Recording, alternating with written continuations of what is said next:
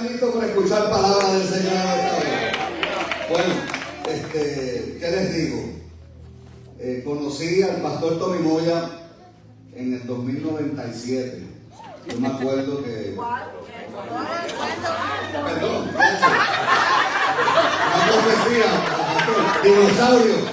Ay, Dios mío. En el 1997. Estoy nervioso, tengo misericordia. Se me empezaron los cables. A cortar me pone nervioso. En el 1997. Sí, mira, vamos a llamar a Chapman para hacer una entrevista ahora mismo.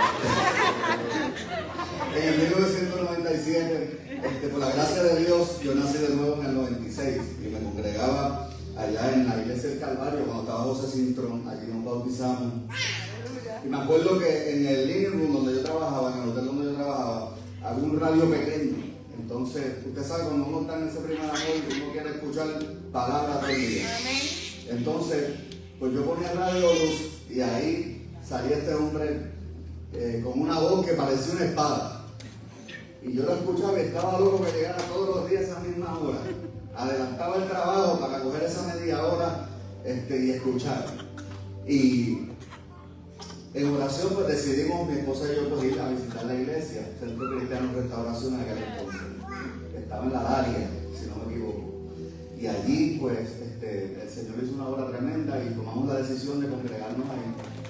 15 años después, pues salimos de la congregación a hacer lo que Dios nos ha llamado, ayudamos a otros ministerios y demás, pero el pastor Tommy Moya fue una bendición. Y aquí hay gente que nos congregamos juntos. Hace la mano los que nos congregamos con el pastor Tommy. Mira a su alrededor, aleluya, ya mismo el pastor los presenta a ustedes también, aleluya. Pero fue una bendición extraordinaria, fue una bendición porque Dios formó mi carácter y formó muchas cosas, aunque cometí muchos errores en el camino, pero la palabra que el pastor traía era refrescante, era una palabra de gracia. Me acuerdo que cuando empezaron esos mensajes de la gracia en aquel entonces, eso fue como que nos rompió y nos volvió a hacer otra vez. Y yo no era de los que estaba en la oficina del pastor y llamándolo y que necesito una cita, que no sé, hablé con él una vez en su oficina sola vez. Y que quería que compré un McDonald's, yo me acuerdo, yo no sé. Sí. Aleluya, pero ni bueno. Es que imagínese usted. Pero a través de los mensajes de la palabra fue edificando, fue formando, fue motivando, fue formando cosas extraordinarias en nuestro carácter, en nuestro espíritu. Y de verdad que le damos gloria a Dios porque no solo en aquel entonces, pero todavía sigue siendo parte de nuestro crecimiento a través de líderes competentes, una escuela ministerial que tiene a través de internet y de transformados en Cristo también. Después le dará información de eso y hablará un poquito de eso, aleluya, pero todavía sigue siendo. Así que yo quiero que usted se ponga de pie en esta hora, aleluya, y le dé un fuerte aplauso al pastor Tommy Moya.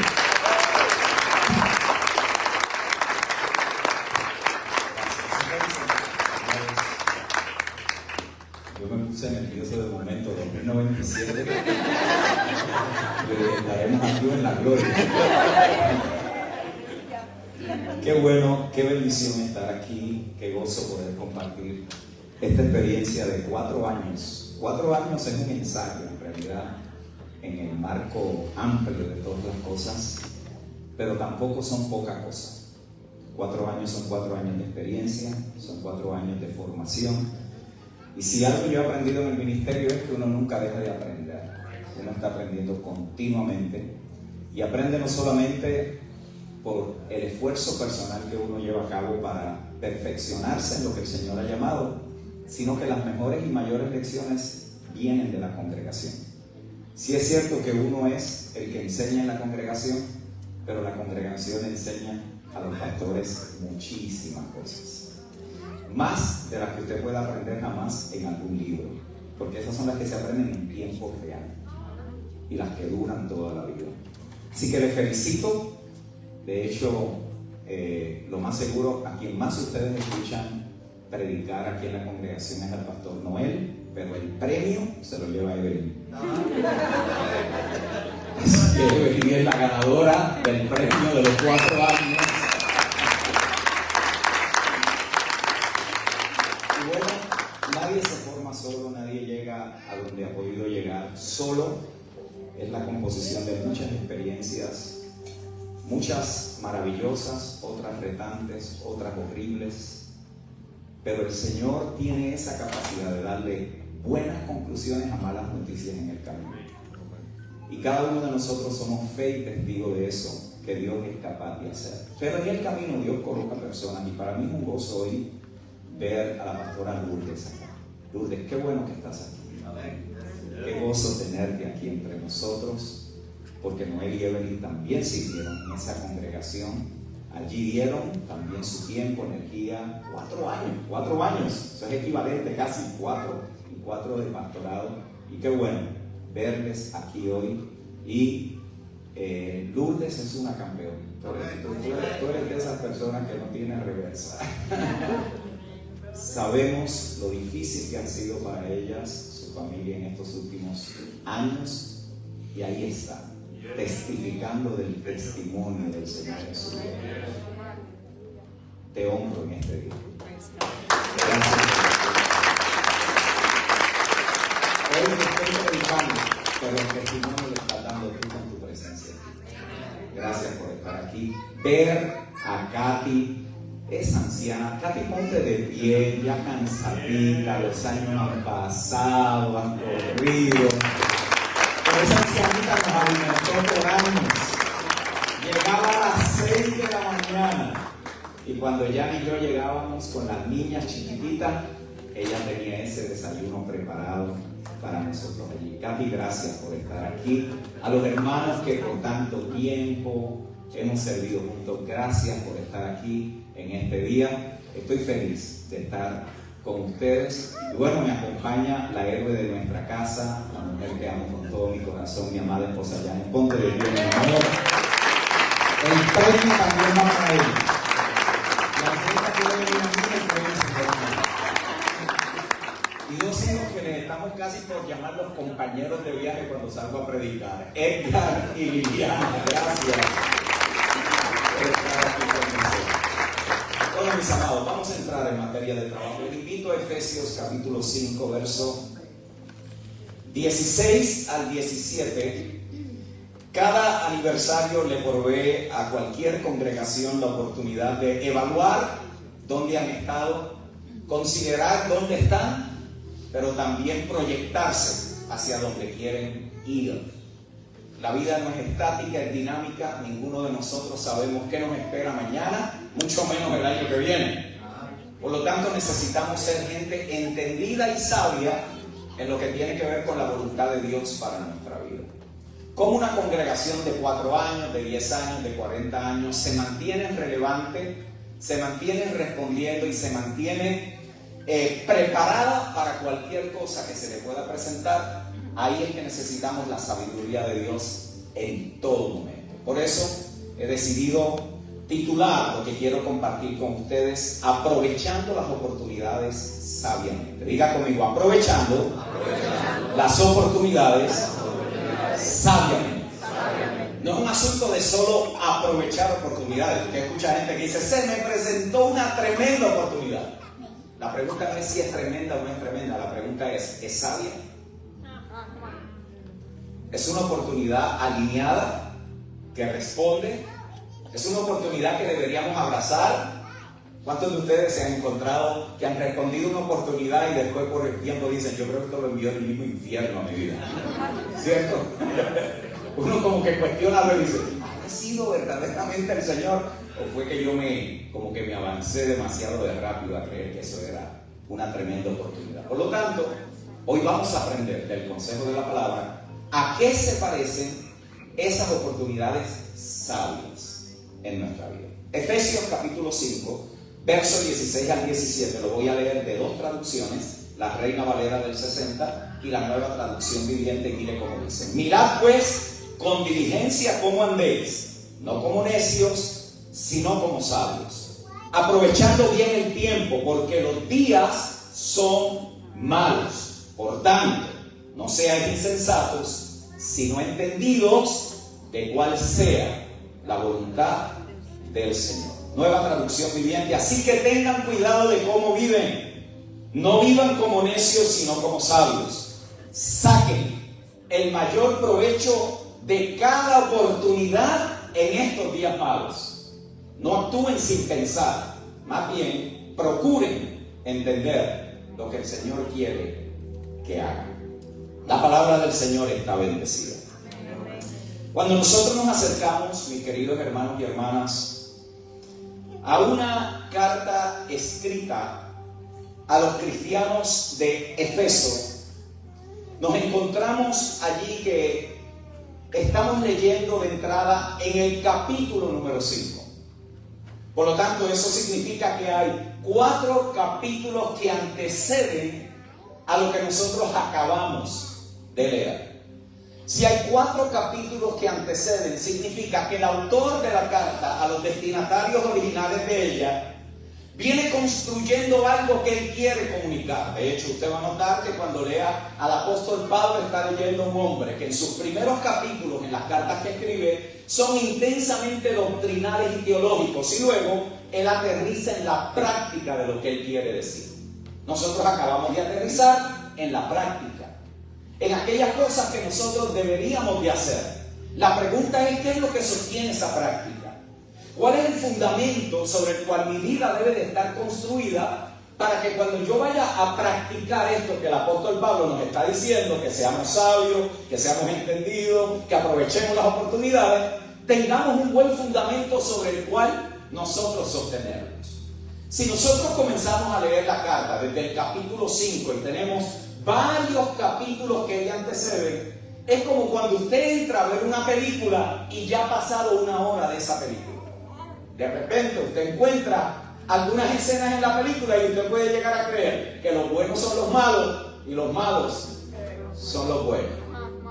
Usted puede llegar a una conclusión equívoca, no porque la película esté equivocada, sino porque usted no empezó a ver la película desde el principio. Si hubiera visto la película desde el principio, es probable que la decisión que usted tomó de llegar a la conclusión de que los buenos son los malos y los malos son los buenos, si hubiera evitado ese error, porque tendría el cuadro completo de lo que en la película se nos está queriendo comunicar. Así es la Biblia. Usted no puede leer el capítulo 5 sin entender lo que en los primeros 4 capítulos nos quieren decir. No vaya a ser que creamos de repente que aprovechar cualquier oportunidad que se nos presenta es un asunto que nosotros tomamos ahí a la suerte a ver si nos sale bien, sin ningún tipo de fundamento que lo sostenga. En los primeros 4 capítulos el apóstol Pablo hace una de las exposiciones más contundentes y magistrales que encontramos en los escritos apostólicos. De hecho, la carta de Pablo a los Efesios es lo que se considera como una carta constitucional. ¿Por qué? Porque es una carta que tenía que ser leída a otras congregaciones. Cuando usted lee 1 y 2 de Corintios, es a la iglesia de Corinto. Cuando usted lee la carta a los Gálatas, es a la carta a los Gálatas. Pero cuando usted lee la carta a los Efesios, es una carta que tenía que ser también leída en la iglesia de la Odisea. Por lo tanto, lo que se dice allí tiene que estar relacionado con toda la iglesia del Señor, no importa en qué tiempo, no importa en qué generación, no importa en qué circunstancias la iglesia se encuentra. Los primeros 4 capítulos de la carta a los Efesios, el apóstol Pablo establece un fundamento contundente. Por ejemplo, Dios había concebido, y esto él lo trabaja en el capítulo 1. Note dónde él comienza. Él no comienza en el día a día, él comienza en la eternidad. Y el término que utiliza allí es desde antes de la fundación del mundo. Por lo tanto, desde antes de la fundación del mundo, ¿qué Dios quería? Dios quería tener una sola familia. Diga conmigo, una sola familia. Esa sola familia que Dios quería tener iba a estar reconciliada en la muerte del Hijo. Por lo tanto, de entrada el apóstol Pablo nos deja saber cuál es la voluntad de Dios. La voluntad de Dios es que sobre la faz de la tierra hubiera una sola familia reconciliada en Jesucristo el Señor. Luego comenzamos a leer desde el capítulo 2 y que vemos que a través de la carta él enfatiza que esta nueva familia de Dios que existe en el planeta Tierra tiene unas características distintivas, particulares. ¿Cuáles son? Que tanto los judíos como los gentiles iban a estar en un marco de igualdad. Él lo dice. Por eso es que en el capítulo 3 nos dice que Él quitó la pared de separación. Lo que desunía, lo que separaba, lo que mantenía distante, quita la pared y dice, de los dos pueblos hizo uno. Por lo tanto, ya sabemos que la voluntad de Dios está relacionada a que Dios no tiene 2, 3, 4 pueblos diferentes. Dios tiene un solo pueblo, como tiene una sola familia, como tiene una sola iglesia que está distribuida a través de diferentes congregaciones. Ya eso lo sabemos de entrada. Sabemos también de entrada que ahora el Padre tiene un solo pueblo en Cristo, pero tiene un solo cuerpo en el Espíritu. Ese cuerpo, diga conmigo, somos nosotros. Todo eso está en los primeros 4 capítulos. De hecho, cada uno de esos puntos es un año de predicación. Y nosotros vamos a tratar de resumir esto en 45 minutos. Mire ver si la palabra de Dios tiene poder para transformar. Que la llevamos predicando hace 2000 años. Y todavía estamos tocando la superficie de lo que ella nos puede comunicar. Por lo tanto, en el fundamento se establece inmediatamente que por causa de que Dios siempre había querido, desde antes de la fundación del mundo, tener una sola familia, de los dos cuerpos hace uno, de esos dos cuerpos tiene un solo cuerpo o un solo pueblo, y en ese cuerpo, en ese pueblo hay un cuerpo que se llama la iglesia de nuestro Señor Jesucristo. El capítulo 4 comienza como diciendo, por lo tanto, es digno que nosotros caminemos en esta vocación. ¿En qué vocación? En lo que Dios nos había dicho, que Él siempre había querido. Así que caminamos no como necios, dígalo conmigo, no como necios, sino como entendidos de cuál es la voluntad del Señor. Así es que llegamos al capítulo 5. El capítulo 5 a nosotros nos da 3 palabras que son las que como que abren la puerta. Usted sabe que hay lugares donde usted va, que si usted no tiene el código de la puerta, no importa los golpes que usted le dé, lo que ate, lo que reprende, suelta el candado, abre de puerta, yo te ato, nada. O sea, hay cosas. El problema de mucha gente que ha hecho del Dios milagroso un Dios mágico. Se cree que Dios es un abracadabra, como que 2 oraciones, una vigilia y 3 ayunos, ya está resuelto. Y en el proceso descubre que es más complicado que eso. Estas 3 palabras son como un código. Es un código que a nosotros nos ayuda a entrar a un entendimiento que Pablo nos exhorta a que lo adquiramos. Él nos dice que andemos como sabios. Por lo tanto, es importante que estas 3 palabras para nosotros hoy se conviertan como un norte, como una guía, como algo que nos va a ayudar a nosotros a navegar por las diferentes experiencias que nos vamos a encontrar en diferentes etapas de nuestra vida. La primera frase o la primera palabra que encontramos allí es cuando él dice, tengan cuidado. De entrada se nos está diciendo, hay un peligro, gente. Hay algo que le tenemos que prestar atención. Hay algo que debemos de saber en el proceso. De hecho, otra traducción dice, mirad pues con diligencia. Cuando usted estudia la frase, ¿qué descubre? Que esa frase está en un imperativo presente. En otras palabras, es una actitud de vigilancia. Es una actitud de estar alerta. Es una actitud de estar pendiente. Es una actitud, como él dice también en el capítulo, de que debemos de mirar cómo andamos o cómo vivimos. ¿Por qué? Porque ahí nos está diciendo, gente, ustedes no son cualquier cosa en el planeta. Ustedes no son cualquier tipo de personas en el planeta. Ustedes son esta familia de Dios que Dios ha reconciliado en el Hijo, que vienen con un propósito al planeta desde antes de la fundación del mundo. El Padre se lo había propuesto. Ahora tenemos que caminar alertas, atentos. Tenemos que discernir cuál es la voluntad del Señor en el proceso. La pregunta es que Él conteste una pregunta que en el texto se encuentra. No está implícita en el texto, pero nos la presenta, y es cuál. ¿Cómo podemos nosotros caminar de esa manera? ¿Cómo uno camina de tal forma que no sea sobrecogido, que no sea absorbido, que uno no se sumerja en el mar de ansiedades, de preocupaciones, de problemas, de crisis que hay en el planeta? Él nos dice en el verso 18, siendo llenos del Espíritu. ¿No? Siendo llenos ¿de qué? Del Espíritu. Y Él nos dice así: no os embriaguéis con vino en el cual hay disolución, antes bien, sed llenos del Espíritu.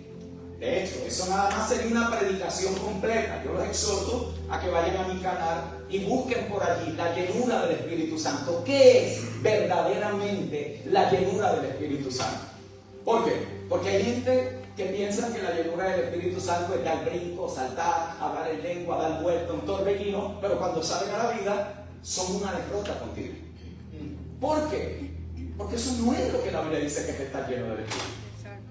Eso es una experiencia que nosotros podemos tener en algún momento, pero no es lo que la Biblia nos indica. Por lo tanto, yo no puedo construir mi vida en Dios para las experiencias de otras personas. Yo no puedo construir mi vida en Dios por lo que otro piensa que así debe ser. Yo debo de construir mi vida en Dios en un fundamento inquebrantable, inconmovible, que no importa lo que pueda venir en el camino, en alguna forma Dios va a honrar lo que Él ha establecido en su palabra. ¿Cómo somos llenos del Espíritu? Allí usted lo va a encontrar. Lo que quiero que sepa es que la manera de poder responder a este caminar sabio es lleno del Espíritu. Luego hay otra palabra que Él inyecta aquí, y es la palabra aprovechar. Diga conmigo: aprovechar. La palabra aprovechar allí viene de una palabra griega que es exagerorazo, que significa comprar en el mercado. Sigue este orden de pensamiento: comprar en el mercado. ¿Qué es lo que Pablo les está diciendo a esta gente? Él está diciendo: miren los comerciantes en el mercado. Ellos no le echan mano a lo primero que ven. Ellos andan buscando el mejor precio, la mejor oportunidad. Ellos andan buscando la manera de poder maximizar lo que quieren lograr. La palabra también está en un tiempo presente, que es lo que nos dice que nuestro estilo de vida debe de ser uno de que no perdamos las oportunidades que Dios estratégicamente nos coloque en el camino. En otras palabras, el hecho de que algo me aparezca que parezca bueno no significa que yo lo tengo que hacer. Ojo, ¿sabe cuántos creyentes nos hemos entretenido en el camino por una decisión que nunca debimos haber tomado? ¿Sabe cuánta gente se asocia con la persona incorrecta, hace el negocio incorrecto, tiene la amistad incorrecta? Pero mis amados, cuando empezamos a entender esto, nos convertimos en personas sabias, entendidas. Tengo que ver algunas características. Dios coloca, posiciona, prepara oportunidades estratégicas en el camino, pero yo tengo que ser como esos buenos comerciantes que hay en los mercados. No le voy a echar mano a lo primero que aparezca. Yo quiero saber si eso está alineado a la voluntad de Dios para nuestra vida. Note cómo es el proceso. Si caminamos sabiamente, llenos del Espíritu de Dios, vamos a estar espiritualmente alerta a esas oportunidades que se nos presentan en el escenario de la vida, y entonces dejamos de ver a las personas y a las circunstancias como simplemente un encuentro como que a la suerte o una irritación que se me aparece en el camino. No, lo que voy a entender es que algo Dios se trae con esta situación. Segunda de Corintios 4:18, no mirando nosotros las cosas que se ven, sino las que no se ven. Pues las cosas que se ven son temporales, pero las que no se ven son eternas. La pregunta es, ¿qué de lo eterno tiene esto que está por delante de ti? ¿Cómo suma? ¿Cómo añade? ¿Cómo aumenta? Porque esto es importante. Porque vivir de otra manera, Pablo nos dice que es vivir como necios. ¿No? Si no vivimos de esta manera, estamos viviendo de la otra. ¿No ha notado usted que en la Biblia no hay medio? O es frío o es caliente. O está en tiniebla o está en luz. ¿Lo ha notado? O está en muerte o está en vida. O está bendecido o está maldecido. Uno está ni medio maldecido ni medio bendecido. O está bendecido en Cristo Jesús o está maldecido en el primer Adán. Note, en la Biblia no hay medio. En el medio estamos nosotros a veces. A ese medio la Biblia le llama doble ánimo. Que a veces estamos acá y a veces estamos acá. A veces, Señor, dirígeme, y a veces, Señor, esto es lo que yo quiero y a mí no me importa lo que nadie más me diga. ¿Vio? Es un rollo nuestro. La Escritura quiere definición de parte de nosotros. Y Pablo dice, si no estamos caminando de una manera sabia, entendiendo que es ser lleno del Espíritu, entendiendo lo que Dios se había propuesto, la voluntad que Dios ha revelado en el Hijo, entonces estamos viviendo como necios. Y no sé si usted se ha dado a la tarea de buscar la descripción de lo que dice la Biblia de los necios. Se la voy a dar para que usted se evite ese trabajo. Proverbios 10:23, se divierte haciendo el mal. Proverbios 12:15, no se deja enseñar. Proverbios 13:16, no tiene vergüenza. Proverbios 13:19, están adictos a la maldad. Proverbios 14:19, se autoengañan. Proverbios 17:7, son mal hablados. Proverbios 17:10, no se dejan corregir. Proverbios 17:12, son más peligrosos que una hoja que una osa que le han robado sus cachorros. Y Proverbios 27:3, son una carga. Wow. Aleluya. Qué bueno que esa gente a esta reunión de la tía no viene. Yo soy yo. Pero si hay alguna de estas características, hay necedad. ¿Vio? ¿Hay qué? Necedad. Por eso Pablo decía, aprovechen bien las oportunidades, pero no las aprovechen como necios, aprovechenlas como sabios. ¿Por qué? Porque el sabio está aprovechando cada oportunidad hoy y está usando plenamente el tiempo que se nos ha concedido. Note cómo una mala decisión puede retrasar el plan de Dios en nuestra vida. Noten como una decisión de impulso emocional. Como una decisión, ¿cuántos de nosotros hemos escuchado? No, yo vivo por fe, pero vivir por fe, vivir por arranques. Esto es lo que siento aquí no siento. Y cuando usted ve el fruto de esa decisión, es un desastre. Somos gente impulsiva. Y más que venimos de esta cultura latinoamericana, caribeña, que si sentimos algo tiene que ser Dios. ¿Ah? Mira, tengo los pelos parados, mira Dios, tiene que ser el Espíritu de Dios. Si hemos hecho todo un misticismo alrededor de todo esto.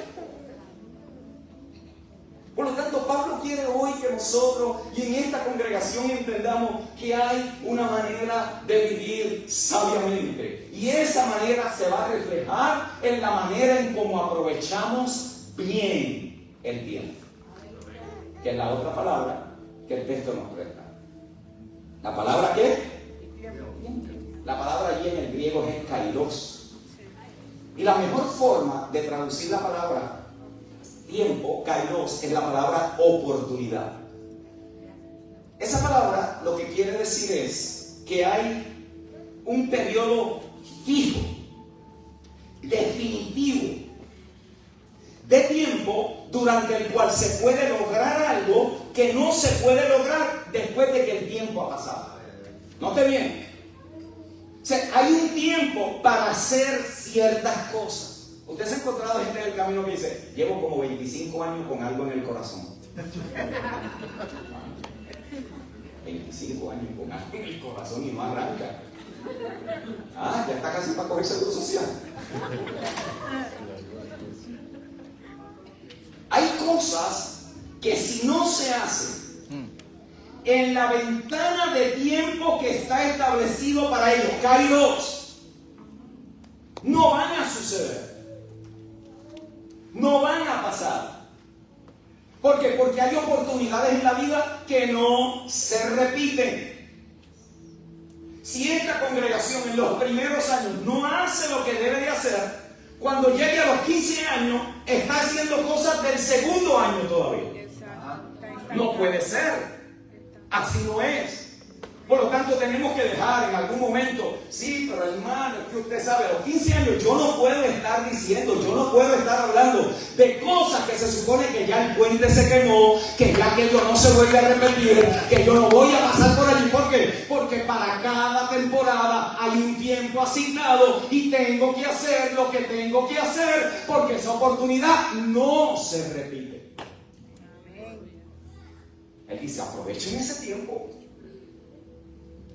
Cristianos en Éfeso, en una de las culturas más perversas, de acuerdo a los historiadores, en uno de los momentos más críticos de la historia del primer siglo, Pablo le dice, caminen como compradores que están en el mercado, identificando las oportunidades que Dios le da. Una vez usted la identifica, eche de mano, porque esa voluntad, eso es de acuerdo a la voluntad de Dios, y aprovechen el tiempo en que lo tienen que hacer. La idea de que Pablo está aquí comunicando no es el consejo de la administración del tiempo. Ese no es. Donde usted en su agenda pone a las 7 me levanto, a las 8 desayuno, a las 10 hago ejercicio o estoy en el trabajo. Eso no es administración del tiempo, es aprovechar oportunidades. Eso es diferente. Hay gente que administra bien el tiempo y no sabe cómo administrar su vida, porque la vida no está compuesta por horas y segundos nada más. Está compuesta por eventos y oportunidades que se nos Aleluya. Amén. ¿Vio? Por lo tanto, aquí es más que eso, es aprovechar esas oportunidades. Por lo tanto, ¿qué es lo que es Kairos? Kairos es el mejor momento para hacer algo. Es el momento en que las circunstancias están adecuadas, donde todo se alinea, donde todo como que cayó en su encaje. Amén. Si hay cosas que si yo no las logré en los primeros 25, 30 años de nuestra vida, se pasó el tiempo, se fue. Yo no puedo tratar de criar a mis hijas a los 33 años que tiene la mayor, no puedo. Para eso había una temporada, para eso había un tiempo asignado. ¿Por qué? Porque la vida no es estática. La vida es dinámica, la vida va corriendo, la vida no espera por nadie, la vida no tiene favoritismo para uno o para el otro. Lo que usted recibe en la vida es lo que usted le siembra como semilla. Si le siembra la semilla correcta, esa tierra le va a producir el fruto que usted necesita. Amén. Yo he visto gente que no sale de una para meterse en otra.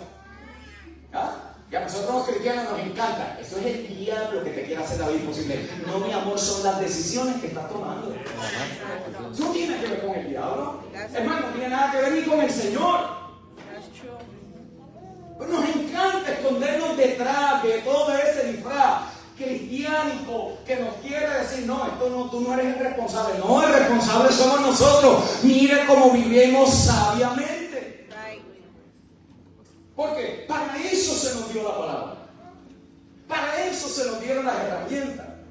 Pablo dice, aprovechen bien el tiempo. ¿Por qué? Porque esa temporada particular llega a un punto de madurez. Y después que madure, no vuelve para atrás. No regresa.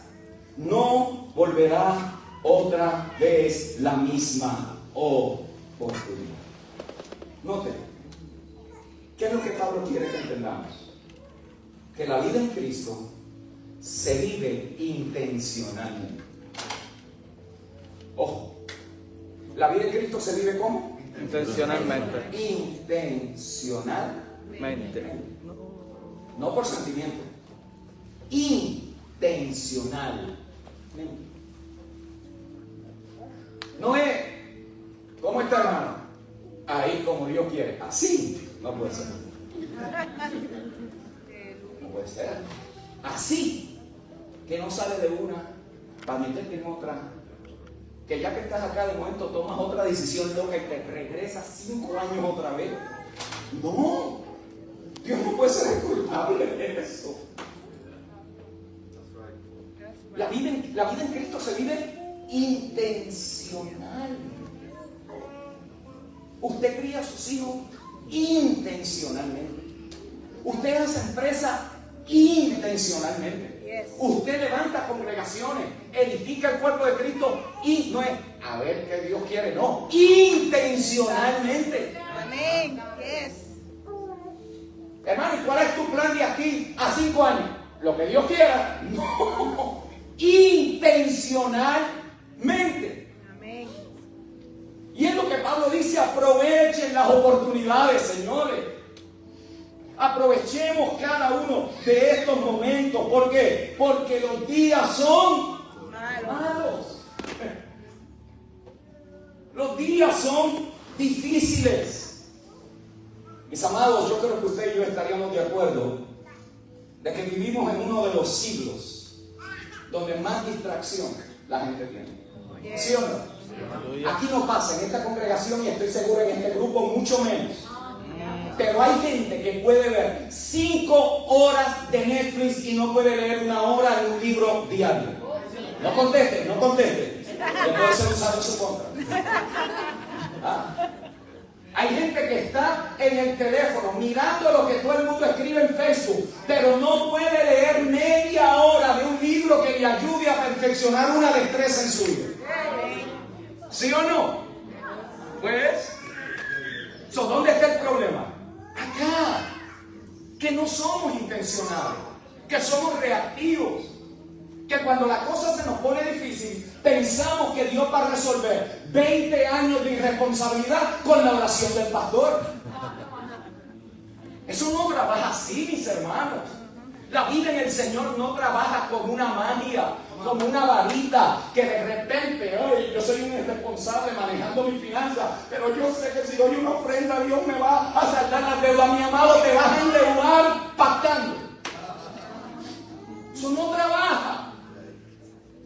Esos son rollos de la mente que la gente se pone. ¿Por qué? Porque si algo hay difícil en esto, es decir, esta es mi responsabilidad. No es la de mi esposa, no es la de mis hijos, no es la de la iglesia. A mí me corresponde. Pero ¿cuándo sabemos eso? Cuando somos entendidos en la voluntad del Señor. Por lo tanto, aquí, mis amados hermanos, Pablo nos dice, señores, las distracciones son muchas, los días son malos.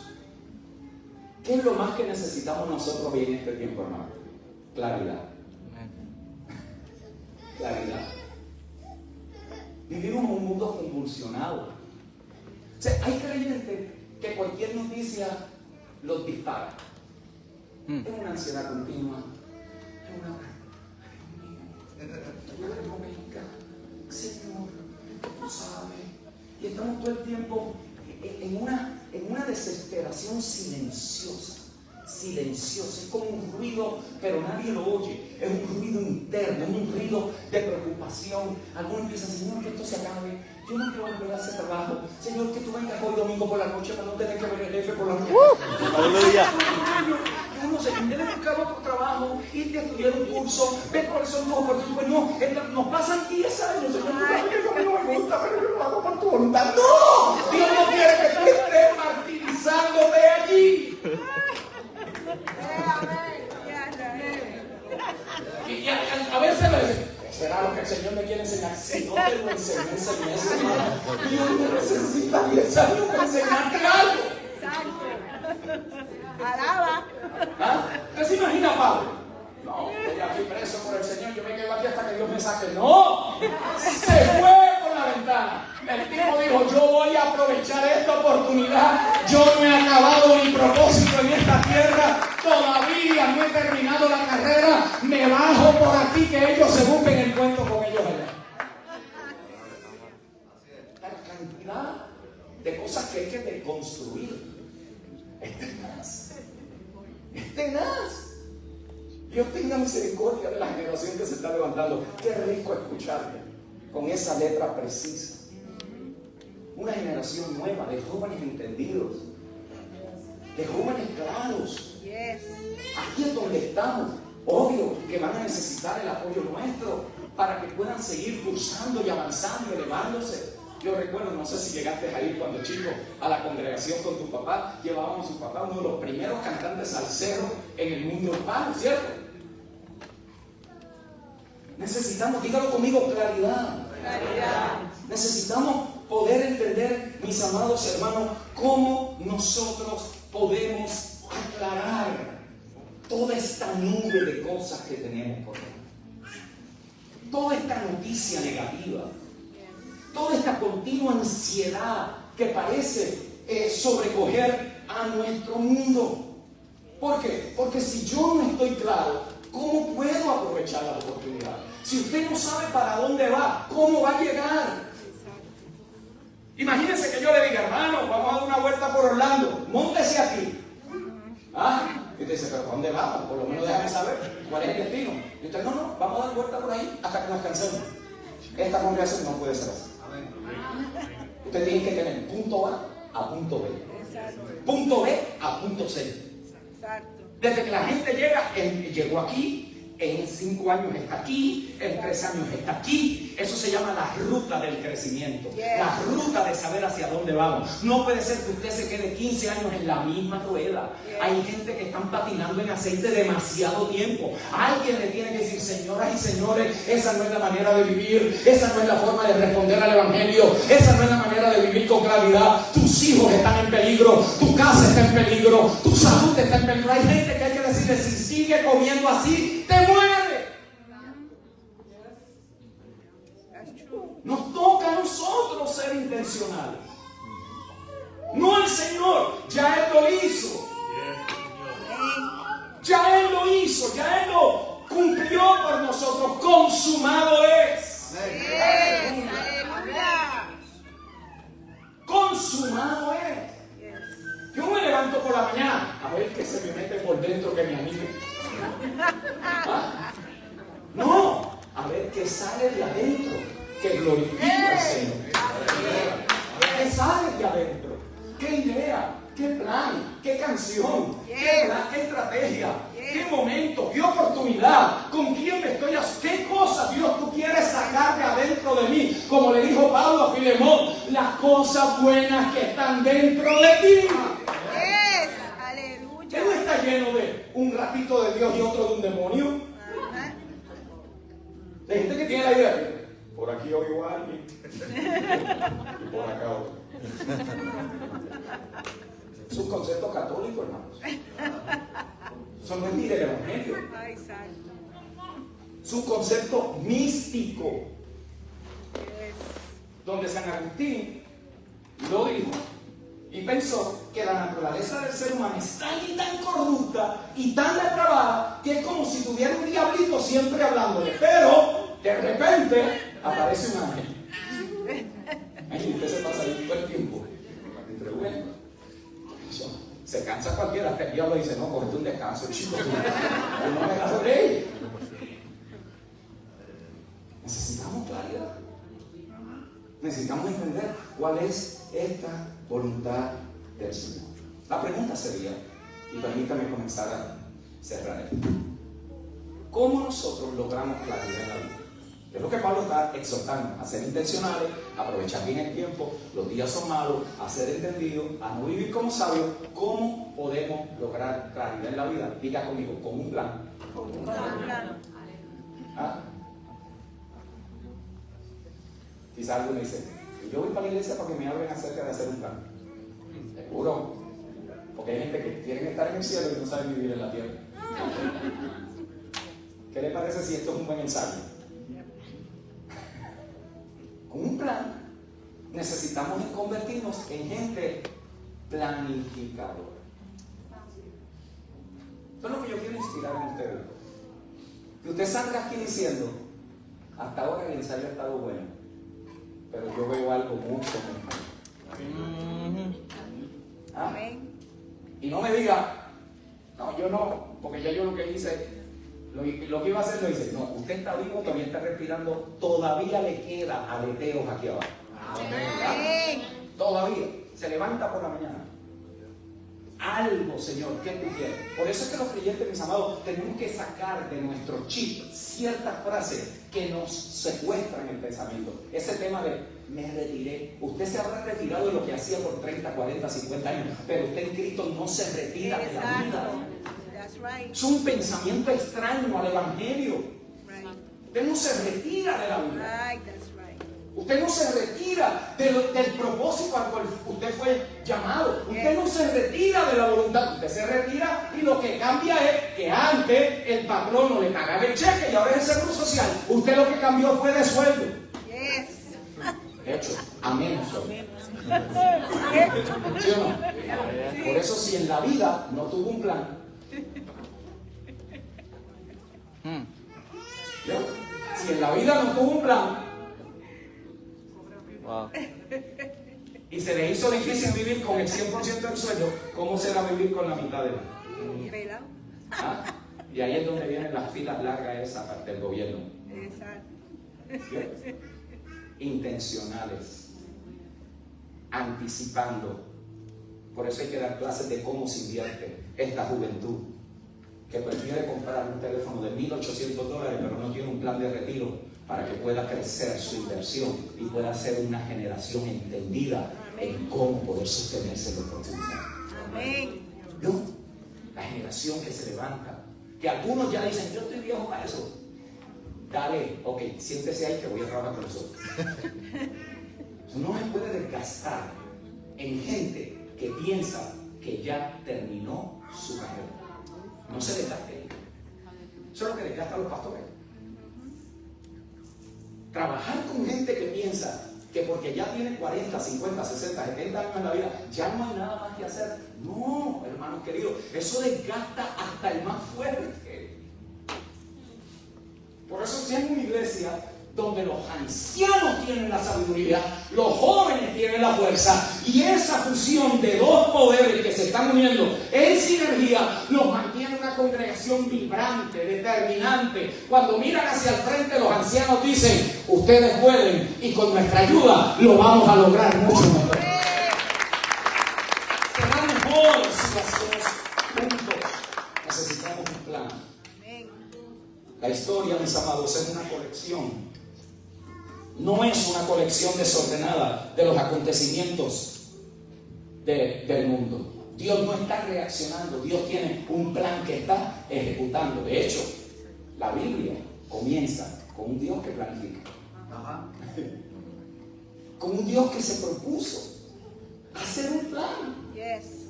ejecutar ese plan. Por eso es que no hay nada ni noble ni espiritual en pensar que vivir de una manera improvisada es de alguna manera ser dirigido por el Espíritu, o que planificar incapacita su vida. Eso no existe. Él puede dirigirnos en nuestro plan, como también soberanamente, de una manera hasta milagrosa. A veces en nuestra irresponsabilidad e improvisación nos encontramos con algo de Dios. Por eso es que hay que estar alerta. Pero la manera para vivir no es improvisar. Esa es la excepción a la regla.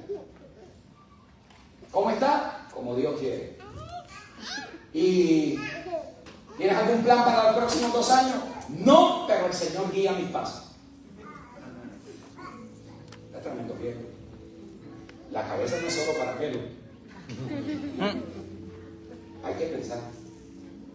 Por eso es que se nos remueve el entendimiento. Aprender a pensar como una nueva criatura es una tarea difícil, porque ya no pensamos como antes. Ya no vivimos como los de afuera, que no tienen ningún tipo de plan. Por eso en la Biblia se nos exhorta a planificar. Lucas 14:28, miren lo que Jesús le dijo a sus discípulos: porque ¿quién de vosotros, creyendo edificar una torre, no se sienta primero y calcula los gastos a ver si tiene lo que necesita para acabarla? Solo un tonto, mis amados, se precipitaría a un proyecto de construcción sin un conjunto de planos, sin un análisis de costo y un plan de construcción. ¿Quién aquí no ha pagado el precio de la precipitación? ¿Ah? ¿Saben cuánta gente a mí me dice: yo estoy orando a Dios que me dé un carro? Porque yo soy un hijo del rey y el carro llega a ser bueno. ¿Ah? De hecho, se inyectaron esta frase: carro de rey, casa de rey, no ropa de rey, no zapato de rey. ¿Ah? Y tú le dices: ¿cuál es el plan? Dios va a proveer. Es más, te voy a contar. Yo fui un líder y Dios me puso como un hermano. Tremenda bendición, pastor. Yo llegué y dije: esto tiene que ser de Dios. Esto tiene que ser de Dios. Porque el cristiano también como yo. Y aquí Dios te lo dio a 8:30. No, eso no. Tú estás haciendo tu trabajo. Esa es la ignorancia del comprador. No se preocupe. El problema no es ni ese. El problema es que el presupuesto no le daba para comprar el carro. Para comprar el carro no hace falta fe. Presupuesto. ¿Sabe cuántos creyentes se han metido en una longaniza de deuda? ¿Ah? Por eso cuando vayan a testificar, pregúntale primero: ¿qué vas a decir? ¿En serio? ¿Por qué? Porque uno en el otro allá dice: ah, pues, dame el número de ese hermano que yo voy a pagar. ¿Ah? Pero bueno, hermano, aquí tenemos uno que vende carro. No te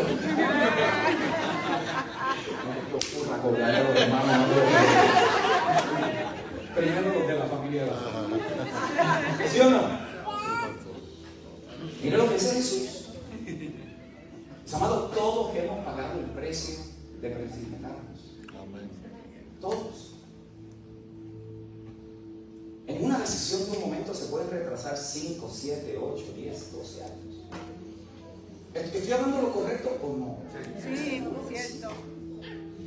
Un mensaje práctico para la vida.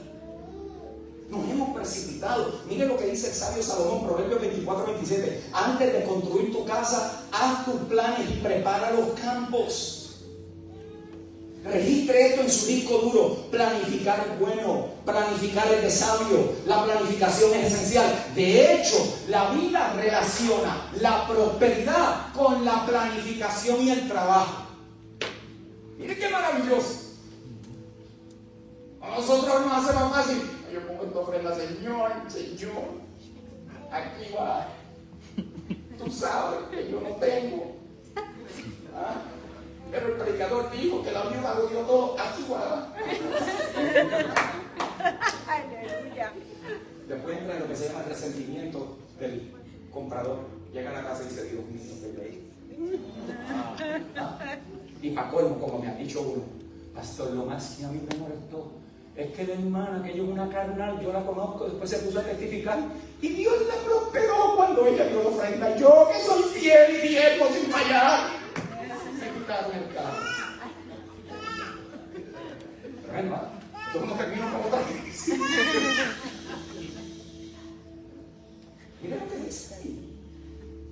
Planificar es bueno. La Nueva Traducción Viviente: los planes bien pensados y el arduo trabajo llevan a la prosperidad. Noten, llevan a la prosperidad, pero los atajos tomados a la carrera conducen a la pobreza. Noten, ¿conducen a qué? A la pobreza. Por eso es que este ritmo de una congregación, de nuestras vidas, hay que mantenerlo encauzado en la voluntad de Dios. Por eso es que se han creado los medios. Cuando usted va a tomar decisiones trascendentales de la vida, y usted, hay veces que estando claro necesitamos consultar, no porque no sabemos lo que es, que queremos rebotar. En la multitud de consejeros hay sabiduría. Hay veces que estamos claros, precisos, pero uno debe de tener 3 tipos de personas en la vida. Un Pablo, un Bernabé y un Timoteo. Pablo son los que han caminado delante de ti. Los Bernabé son todo lo que tú haces. Eso es tremendo, eso es de Dios, porque ese es tu amigo. Dale para adelante, bro, dale para adelante, que si te cae, yo estoy ahí, no te preocupes. ¿Ah? Y luego están los Timoteos, los que uno le tiene que enseñar. Porque vienen subiendo, porque vienen comenzando en la vida. Aquí es, mis amados, donde empezamos a notar. Necesitamos planificar. Pero, y con esto termino, la planificación tiene un límite. Planificar no es lo mismo que presumir. ¿Bien? Planificar no es lo mismo que ¿qué? Presumir. ¿Por qué? Porque hay veces que nosotros podemos planificar y aferrarnos de tal forma a lo que hemos planificado que sacamos al Señor de la ecuación. Lo removemos de la ecuación. Pensamos ahora que solo depende de nuestro plan, que solo depende de mi capacidad, de lo que yo he puesto allí. Por eso la planificación y la presunción son 2 cosas totalmente diferentes. Miren lo que dice Santiago. Presten atención. Ustedes que dicen, hoy o mañana iremos a tal o cual ciudad y nos quedaremos un año. Haremos negocio y allí ganaremos dinero. ¿Cómo saben que será de su vida el día siguiente? La vida de ustedes es como la neblina del amanecer. Aparece un rato y luego se esfuma. Lo que deberían decir es, si el Señor quiere viviremos y haremos esto o aquello. De lo contrario, están haciendo adelante de sus propios planes pretenciosos. Semejante jactancia es no. Semejante jactancia es que Jesús nos dio un case study, un estudio de caso. Y nos habla de este hombre que prosperó. Y este hombre prosperó a tal forma que dice el texto, él mismo se dijo, Lucas 14, él mismo se dijo, tengo que hacer más granero para poder guardar todo lo que he producido. Wow. El hombre se llenó. Piénsenos de esta manera, una persona próspera, capaz, diestra, con destrezas extraordinarias, con resultados maravillosos en la vida. Es muy difícil que piense que va a fracasar, ¿sí o no? Bien difícil. Es más, es a veces uno con una que le sale bien y se cree la 4ª persona en la Trinidad. Imagínense. ¿Ah? Imagínense si usted lleva una larga trayectoria. Eso fue lo que le pasó a este hombre. Sin embargo, Jesús dice que vino el Señor y le dijo, necio,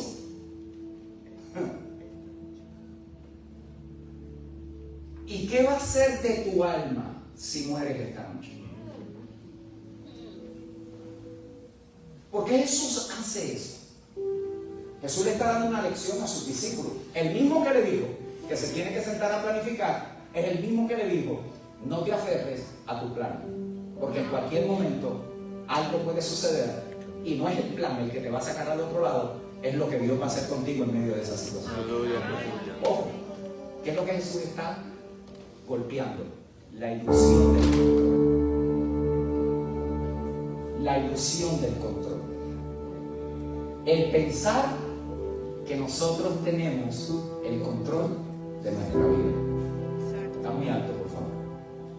Pensar que nosotros tenemos el control de nuestra vida. Noten que Jesús no le dijo a este hombre, necio, tú eres un tramposo, necio, tú eres un truquero, necio, tú tomaste venta. No, él le dice, necio, ¿qué vas a hacer si esta noche te vienen a pedir tu alma? Ese tipo probablemente hubiera estado en la revista I500, hubiera estado en Empresarios Hispanos de Latinoamérica, que hubiera sido reconocido con grandes premios, pero falló en una sola cosa. Presumió que su plan lo guardaría cuando vinieran a pedir su alma. Y Jesús dijo, cuidado con la ilusión del control. Esa lección la aprendimos mejor que nunca en la pandemia. ¿Sí o no? La pandemia sacudió la base de nuestro control. La pandemia nos dejó saber que un virus nos descontrola la vida. que cuando usted creía que todo iba en marcha, ¡pum!, de repente todo cambió. Right. La pandemia nos dejó saber Así es. que la vida puede cambiar en cuestión de 24 horas. Nos sacan del trabajo y nos meten 7 meses a la casa. Yes. La ilusión del control es un peligro para la gente que planifica. ¿Cuál es la lección? Que aprovechemos bien la oportunidad y sepamos bien. 1, aprendamos a planificar. Y 2, no nos aferremos al plan. Aferrémonos a la voluntad de Dios para nuestra vida. Que si dentro del plan hay algo que no se alinea, para eso te dieron un GPS que se llama el Espíritu Santo, que te va a redirigir para conectarte con la voluntad del Padre en nuestra vida. Por lo tanto, iglesia amada, son 4 años. Hay que planificar y no se aferre al plan. Dios puede cambiar el plan en 24 horas, pero eso no significa que no tenemos que ser planificadores. Avancemos en la vida, mis amados. La vida es muy complicada para estar quejándonos de lo mismo por el resto de nuestro vida. Avancemos, miremos con expectativa. El mayor problema de la humanidad ya está resuelto. Cristo lo resolvió en la cruz del Calvario. El problema de la humanidad no es que la inflación está alta, eso nos afecta hoy en el bolsillo. El problema de la humanidad es que estaba muerta en delitos y en pecados, y ese problema se resolvió en la cruz del Calvario. Cuando estábamos muertos, Él nos dio vida. El problema de la humanidad es que estaba alejado de Dios. Eso también se resolvió en Cristo. Estamos reconciliados en Él. El problema de la humanidad no es quién está en la Casa Blanca. Al Rey nuestro no lo eligen cada 4 años. Está sentado en su trono. No importa quién esté gobernando acá abajo. El problema de la humanidad es un problema de falta de paz, de gozo y de propósito. Y aquellos que estamos en Cristo, el gozo del Señor mi fortaleza es. Vivo por un propósito eterno y no estoy navegando por la vida como que no sé para dónde voy. Voy rumbo al cumplimiento de la razón de nuestra existencia. Adelante, mis amados hermanos. Si estás desanimado, anímate. Pastor, no va a orar por mí por ánimo. No, porque esto no es una bola mágica. Anímate en el Señor. Anímate en Él. Fortalécete en el Señor y en el poder de tu fuerza. Si la carga es tan y tan violenta que no lo puedes hacer, entonces vienes. Porque hay cargas que tú las tienes que llevar y hay cargas que los hermanos te ayudan a llevar. Pero no es que cada vez me siento desanimado, ores por mí. No estamos en esta congregación para ser un nursery de evangélicos, sino una familia de hijos maduros que se levantan a cumplir el propósito de Dios. Esta noche como que me vino con una pesadez, eso se te va para mañana lunes, te lo garantizo. Y si para el lunes que viene está ahí, ven que vamos a orar por ti. 4 años es un buen ensayo, falta mucho. Y hay que darle hacia adelante, al frente, cumpliendo lo que Dios les ha llamado a hacer, planificando y no aferrándose. Porque Dios, en última instancia, es el que determina los pasos de los justos. Encomienda al Señor tus pasos y Él dirigirá tu camino. Un abrazo para todos en el Señor. Adelante, iglesia. Lo mejor ya comenzó y está en Cristo el Señor. Aleluya. Dale un aplauso, vamos, como 20 segundos.